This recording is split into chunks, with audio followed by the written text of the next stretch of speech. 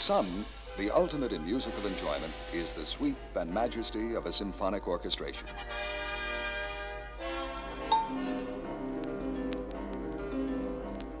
To others, it is the classic individual artistry of the concert performer.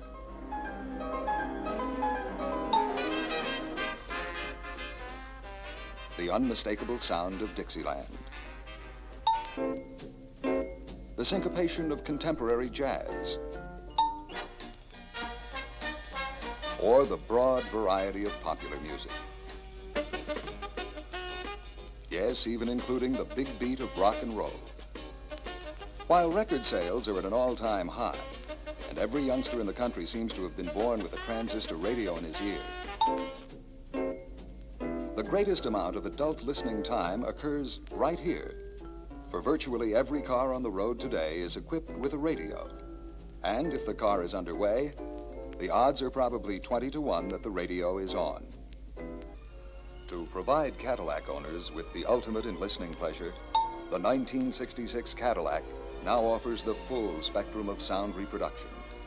Signal-seeking AM reception, or hi-fi FM reception, and the living realism of stereophonic sound. Sound with depth, detail, and direction.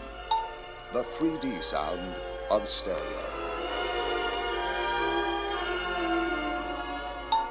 Stereo sound is complete sound. Sound that is the next best thing to being there, for it most authentically reproduces the original live performance. Natural sound is three-dimensional.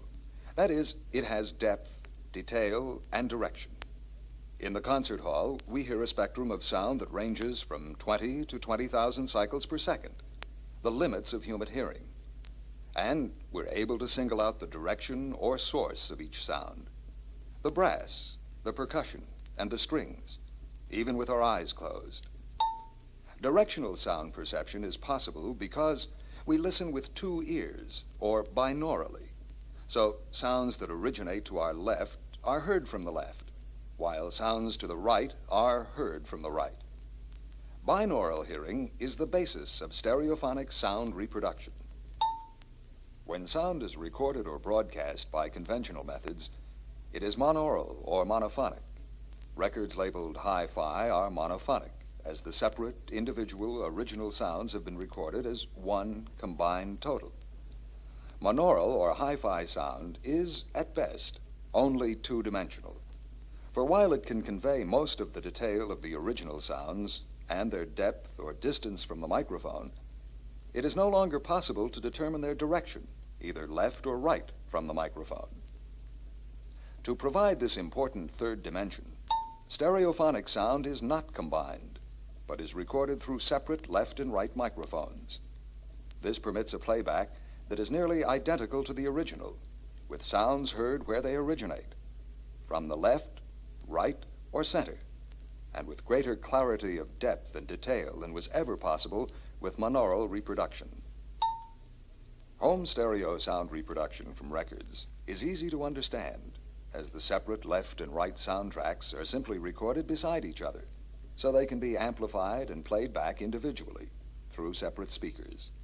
While stereo records require stereophonic equipment, stereo broadcasts can be received either as binaural sound on stereo radios or as monaural sound on regular FM receivers.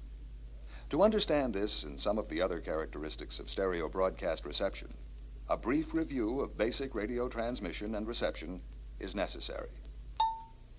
The two basic types of commercial radio broadcasts are AM, amplitude modulated, and FM, frequency modulated.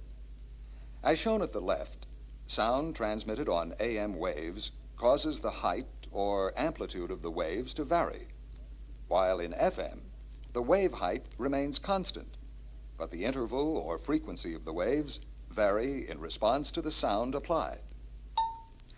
Because of this basic difference in transmission, the sound frequency response of most AM stations is restricted to 5,000 cycles by the Federal Communications Commission. This restriction is imposed to prevent an AM station's broadcast from trespassing on its neighbor's airspace.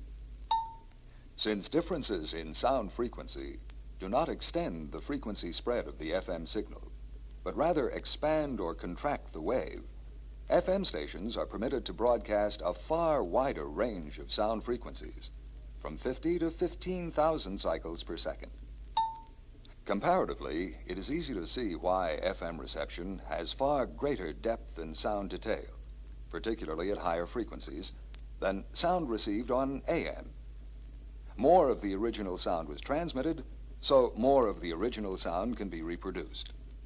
While FM reception does not quite cover the full range of human hearing, it is classified as true high fidelity, as only a relatively few people can hear sounds above 15,000 cycles. Probably the most widely known feature of FM radio reception is its relative freedom from the static or interference that often disrupts AM reception during lightning storms or when passing by power lines, neon signs, or other cars with poorly shielded ignition systems. These disturbances disrupt the amplitude or height of all radio waves, so this splattering causes static or noise in AM reception, but has little, if any, effect on FM, as the frequency of the signal waves remain virtually unchanged.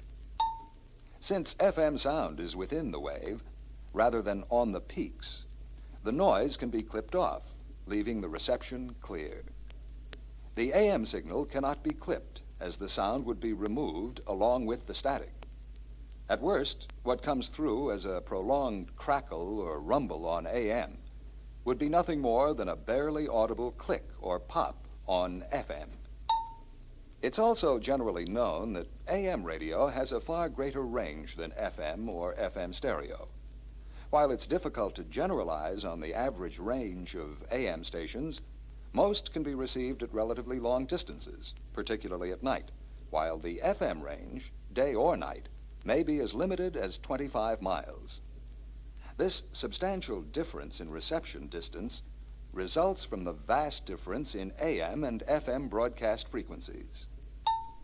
While AM and FM seem close together on a radio dial, their broadcast frequencies are actually separated by 100 million cycles, or 100 megacycles. As shown, the AM band of 550 to 1600 kilocycles, or thousands of cycles, converts to a half to 1.5 megacycles, and is at the low end of the broadcast frequency scale. FM, on the other hand, is high-frequency transmission, as its broadcast range is right between television channels 6 and 7. AM broadcasts, because of their low frequencies, have long waves that bend around obstructions and are bent back to Earth by the ionosphere layer to carry long distances far beyond the horizon. FM, because of its much higher frequency, is limited to line-of-sight transmission like TV, and its waves, being short, bounce from buildings and obstructions rather than bending around them. For this same reason, FM transmission penetrates the ionosphere layer without being deflected, so the useful range for FM is generally the horizon, or about 25 miles from a high transmitter tower. To best understand the FM broadcast signal and its transmission characteristics, think of it in the same general terms as light. While it won't bend, it does reflect. So this is why FM reception is often possible under bridges and viaducts, where AM radio may fade out completely. On the other hand, tall buildings or obstructions may cause partial shadows in the signal that result in momentary pops or hisses in the reception due to loss of signal. These shadow areas are generally quite limited, usually to only a few feet, because there are so many objects for the signal to bounce from. But they do exist, so some slight sound disruptions may occur, particularly in downtown areas. Also, because of reflection, two broadcast signals from the same station may reach your antenna at the same time, thus opposing and canceling each other out momentarily. This is called a multipath signal, the same thing that causes ghost images on TV. On FM or FM stereo, however, It may cause slight sound distortion or momentary loss of reception, sometimes right out in the open, where you would least expect it. Some disturbance in reception should be expected near the outer limits of the FM broadcast range. That is, about 20 to 25 miles from the transmitter. This is called the fringe area because the strength of the FM signal can change from strong to weak very rapidly as the car moves past obstructions, causing frequent changes or flutter in the background noise level. As we drive still farther from the transmitter, the FM signal diminishes rapidly, so the amount of random noise in the reception will continuously multiply as the automatic volume control in your receiver will magnify background noise along with the weaker signal, even ignition coil discharges from passing cars. To obtain satisfactory reception in this area, we must now switch to another station with greater signal strength. We'll go into the details of the FM and stereo signal and the means of obtaining best reception as soon as the operator turns the record.